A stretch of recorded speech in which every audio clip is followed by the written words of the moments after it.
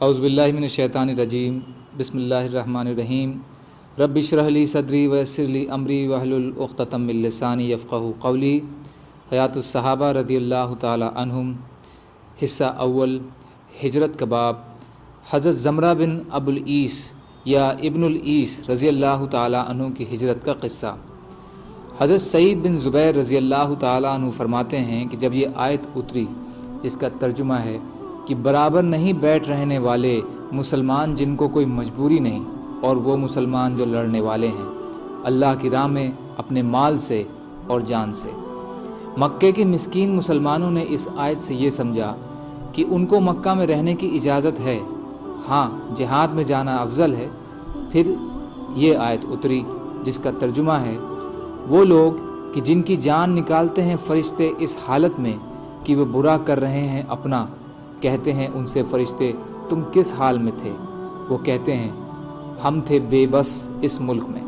کہتے ہیں فرشتے کیا نہ تھی اللہ کی زمین پھیلی ہوئی جو چلے جاتے وطن چھوڑ کر وہاں سے، سو ایسوں کا ٹھکانہ ہے دوزخ اور وہ بہت بری جگہ پہنچے۔ اس پر ان مسکین مسلمانوں نے کہا کہ اس آیت نے تو ہلا کر رکھ دیا، اس آیت سے یہ معلوم ہوتا ہے کہ ہجرت کرنا ضروری ہے۔ پھر یہ آیت اتری، ترجمہ ہے مگر جو ہیں بے بس مردوں اور عورتوں اور بچوں میں جو نہیں کر سکتے کوئی تدبیر اور نہ جانتے ہیں کہیں کا راستہ۔ اس آیت سے معلوم ہوا کہ جو مسلمان مجبور ہیں ان پر ہجرت فرض نہیں ہے اور مکہ میں رہنے کی ان کو اجازت ہے۔ حضرت زمرہ بن عیس رضی اللہ تعالی عنہ قبیلہ بنو لیث کے تھے اور یہ نابینا اور مالدار بھی تھے۔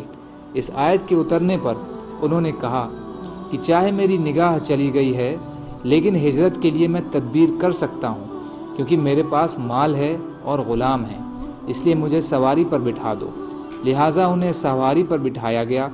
وہ بیمار تھے، دھیرے دھیرے روانہ ہوئے اور تنیم پہنچ کر ان کا انتقال ہو گیا، اس لیے مسجد تنیم کے پاس ان کو دفن کیا گیا۔ تو خاص انہی کے بارے میں یہ آیت اتری جس کا ترجمہ ہے اور جو کوئی نکلے اپنے گھر سے ہجرت کر کے اللہ و رسول کی طرف، پھر آ پکڑے اس کو موت، تو مقرر ہو چکا اس کا ثواب اللہ کے یہاں، اور ہے اللہ بخشنے والا مہربان۔ اصابہ حصہ 2 پیج نمبر 212۔ حضرت ابن عباس رضی اللہ تعالی عنہ فرماتے ہیں کہ حضرت زمرہ بن جندب رضی اللہ تعالی عنہ اپنے گھر سے جب ہجرت کر کے چلنے لگے تو اپنے گھر والوں سے کہا کہ مجھے سواری پر بیٹھا دو اور مشرکوں کی زمین سے نکال کر حضور صلی اللہ علیہ وسلم کی طرف روانہ کر دو۔ پھر یہ روانہ ہوئے، لیکن حضور صلی اللہ علیہ وسلم تک پہنچنے سے پہلے ہی راستے میں ان کا انتقال ہو گیا، جس پر یہ آیتیں اتریں۔ حضرت واصلہ بن اسقع رضی اللہ تعالی عنہ کی ہجرت۔ حضرت واصلہ بن اسقع رضی اللہ تعالی عنہ فرماتے ہیں کہ میں اپنے گھر سے اسلام کے ارادے سے چلا، پھر حضور صلی اللہ علیہ وسلم کی خدمت میں حاضر ہوا۔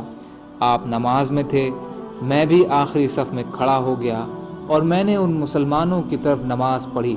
جب حضور صلی اللہ علیہ وسلم نماز سے فارغ ہو کر آخری صف میں میرے پاس تشریف لائے تو فرمایا تم کس کام کے لیے آئے ہو؟ میں نے کہا مسلمان ہونے کے لیے۔ آپ نے فرمایا یہ تمہارے لیے بہتر ہے۔ پھر آپ نے پوچھا کہ کیا تم ہجرت کرو گے؟ میں نے عرض کہا جی ہاں۔ آپ نے پوچھا کون سی ہجرت کرو گے، ہجرت بادی یا ہجرت باطی؟ میں نے عرض کیا کون سی ہجرت بہتر ہے؟